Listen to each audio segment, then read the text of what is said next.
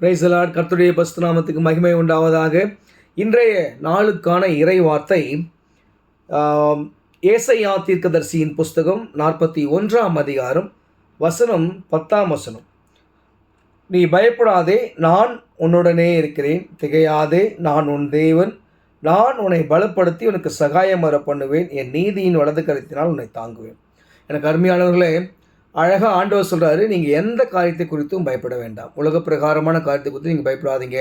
நம்முடைய வாழ்க்கையில் இருக்கிறதான எந்த ஒரு இன்னல்களாக இருந்தாலும், எந்த ஒரு பிரச்சனைகளாக இருந்தாலும் அதுக்கான தீர்வு ஆண்டவராக இயேசு கிறிஸ்து. ஏன்னு சொன்னால், நான் உங்கள் தேவன் சொல்கிறாரு, நான் உங்களுக்கு சகாயம் பண்ணுவேன்னு சொல்கிறாரு.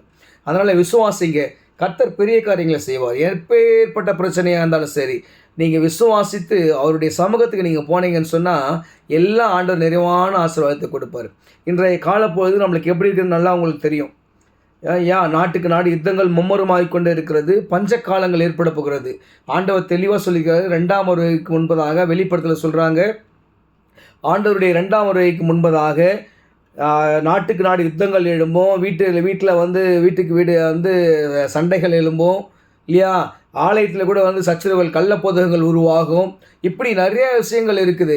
பஞ்சங்கள் வரும். உணவு பஞ்சம்னு நம்ம நினச்சிக்கிறோம். இல்லை, இன்றைக்கி நீங்கள் பார்த்தீங்கன்னா பெட்ரோலிய பஞ்சம் நிறைய நாட்டில் வந்துடுச்சு. நம்ம நாட்டுக்கும் சொல்லியிருக்கிறாங்க.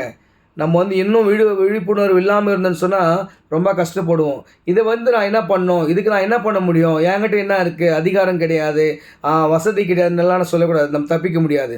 எனக்கு அருமையானவர்களே, 5 தாளந்தோ 3 தாளந்தோ 1 தாளந்தோ தாளந்து நம்ம கையில் இருக்குது. என்ன அப்படின்னு சொன்னால், நாம் சர்வ சிருஷ்டிக்கும் உலகம் எங்களும் போயிட்டு என்னை பற்றி சொல்லுங்கன்னு அவர் போகும்போது சொல்லிட்டு போனார். பரமேறும்போது எல்லாரையும் பார்த்து சொல்கிறாரு, நீங்கள் எல்லா இடத்துக்கு போயிட்டு பிதா குமாரன் பரிசுத்த நாமத்தினாலே ஞானஸ்நானம் கொடுங்க, எல்லாருக்கும் என்னையை பற்றி அறிவிங்கன்னு சொல்கிறாரு. அதை நாம் இன்னும் செய்யாமல் இருக்கிறோம். அநேகர் செய்கிறோம்.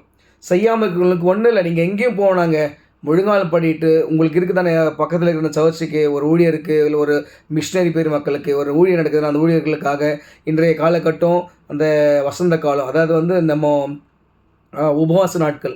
இந்த நாட்களில் உபவாசம் நீங்கள் ஜெபம் பண்ணுங்க. ஜெபம் பண்ணும்போது கர்த்தர் பெரிய காரியங்களை செய்வார். ஊழியங்களை தாங்கணும். நம்ம ஜபத்தில் தாங்குங்க ஃபஸ்ட்டு. அது போதும். அதுக்கப்புறம் நம்மக்கிட்ட கடவுள் அது ஏதாவது கொடுத்தாருன்னா நாம் கொடுத்து தாங்கலாம், தப்பு கிடையாது. அதனால் முதலாவது நம்ம ஜெபம் பண்ண கற்றுக்கணும். முழுங்கால் படிட்டு ஜெபம் பண்ணுங்க. காலம் பொன் போன்றது, கடைசி காலம், பயன்படுத்தி கொள்ளலாம். கர்த்தர் நம்மளை ஆஸ்வதிப்பார். நீங்கள் அப்படி செய்யும்போது கர்த்தர் என்ன பண்ணால் சொல்லியிருக்காரு லாஸ்ட்டில், என் நீதியின் வலது கருத்தினால் உன்னை தாங்குவேன்னு சொல்கிறாரு. அப்படி நம்ம அவர் நீதியின் வலது கருத்தில் நம்ம தாங்க கர்த்தர் நம்மை அழைக்கிறார். நீங்கள் அவருடைய சித்தத்தை நிறைவேற்றிங்கன்னா கர்த்தர் நம்மை மேல் மேலும் ஆஸ்வதிக்க சித்தமாக இருக்கிறார். ஆமென்.